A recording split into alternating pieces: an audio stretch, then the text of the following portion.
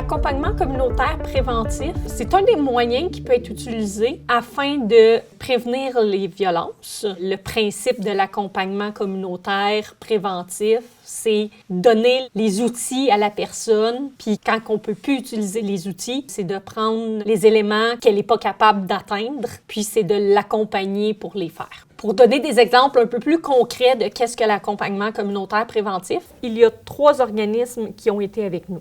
Donc, il y a Parents Espoir qui accompagne les parents dans l'amélioration de leurs compétences parentales. Il y a Service à la famille chinoise qui accompagne les nouveaux arrivants chinois dans leur intégration à la vie au Québec. Il y a Ces années incroyables qui est un programme d'entraînement aux habiletés parentales. C'est vraiment un organisme qui prend des parents soit avec des problèmes de santé mentale ou des problèmes de dépendance ou peu importe la problématique que le parent a et la combine à l'éducation de l'enfant. Les buts de l'accompagnement communautaire préventif, c'est d'abord de prévenir la violence, c'est de promouvoir la paix, donc l'entraide, et c'est de briser l'isolement, donc les gens ne se retrouvent pas seuls, donc ils vont être plus aptes à pouvoir demander de l'aide. Les objectifs de l'accompagnement communautaire, c'est la sécurité personnelle, donc autant de l'aider que de l'aidant, la dignité et l'intégrité des personnes.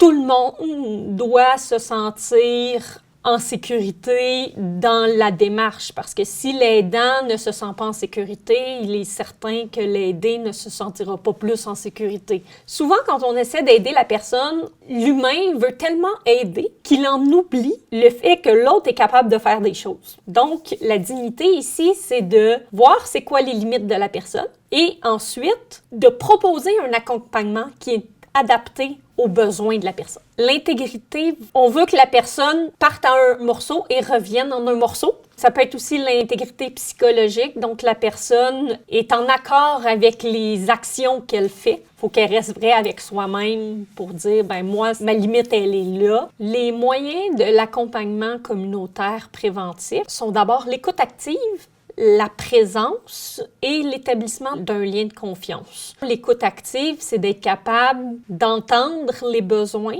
mais aussi de les comprendre et de ne pas essayer d'en faire trop. La présence, des fois, la personne ne veut rien d'autre que d'être là avec quelqu'un. Donc, des fois, l'accompagnement communautaire, ça peut simplement d'effectuer une surveillance pour s'assurer que la personne ne se blesse pas. Un des moyens les plus importants au niveau de l'accompagnement communautaire préventif, c'est l'établissement d'un lien de confiance entre l'aidant et l'aidé. L'aidé ne doit pas se sentir envahi par la personne qui l'aide. Le type d'accompagnement va varier selon le moment de la vie. Donc, est-ce que la personne est enfant, adulte, personne âgée? C'est quoi les besoins de l'aider? On peut parler de la victime ici, c'est quoi ses besoins à elle? Ensuite, il y a les capacités de l'aidant, parce que souvent, quand il arrive une situation de violence, on veut agir maintenant. Mais des fois, nos propres capacités ne nous le permettent pas. Si moi, je peux pas l'offrir, qui d'autre peut l'offrir dans l'entourage? Il y a aussi le contexte, est-ce que c'est une urgence qui est plus mineure, ou si c'est une question de vie ou de mort, ou si, ça se passe juste à l'école, ou si ça se passe juste au travail. Donc, c'est évaluer tout le contexte dans lequel cette violence-là se produit. Donc, suite à ça, on peut prendre tous les éléments. Ensuite, on va choisir comment on va accompagner la personne.